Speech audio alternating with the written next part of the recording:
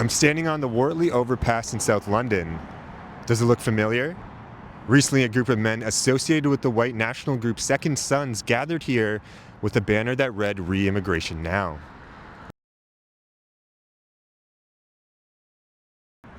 Being here, it's a reminder that moments like this don't just happen online, they happen in real places, and the impact often lingers. This is what it looks like today.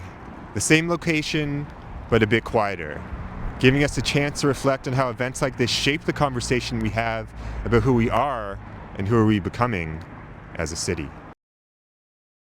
I went to Western University to speak with Luis Perticio about the bridge incident. I asked for his initial reaction and his view from an urban and public planning perspective. To me, it's clear that it's a hate speech, right? Like I said, remigration, like the terms from Latin, it's like remigrare, it's like going back home, and they're primarily speaking to the immigrants in the country who actually, Canada is an ultra low birth rate country, needs immigrants more than ever, and a lot of the economy depends on those immigrants. I see this being used, like using public infrastructure to actually tell that message. And I know some of the residents in that particular neighborhood, they were concerned because like, oh my God, this is happening in our neighborhood. And I think that to your point, they're just using that infrastructure, right? Because it's a bridge, because there's like high visibility with traffic. Luis shares why vibrant public life is crucial for any city. When people don't have an opportunity to be together, to share space, to work together, to be, in the neighborhood, to attend events. And some of the work that the Urban League does is support those community organizations that are trying to recreate that public life that I think is so fundamental, not only for those basic needs that I was talking about, but so fundamental to prevent events like this from happening. It is not surprising that groups like the ones on this bridge appeared, but at the same time, communities are strengthening together to oppose it. Theodore Ramarak, XFM News.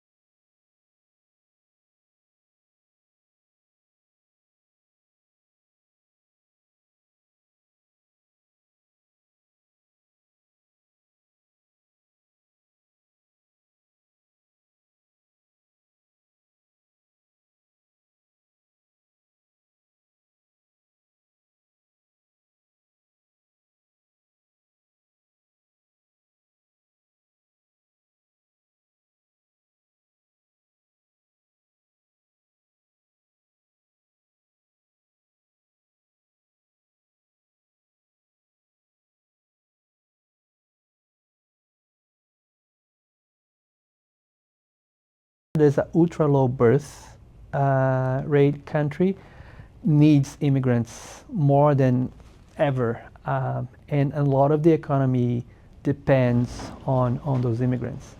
So when I see this being used, like using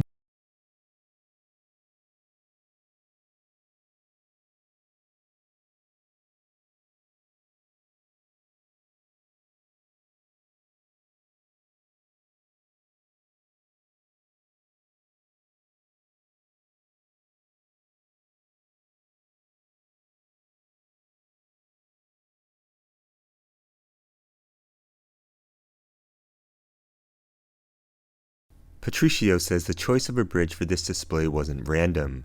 It was meant to be highly visible to passing traffic, and that visibility can send a harmful message to the neighborhood. To your point, they're just using that infrastructure, right? Because it's a bridge, because there's like high visibility with traffic.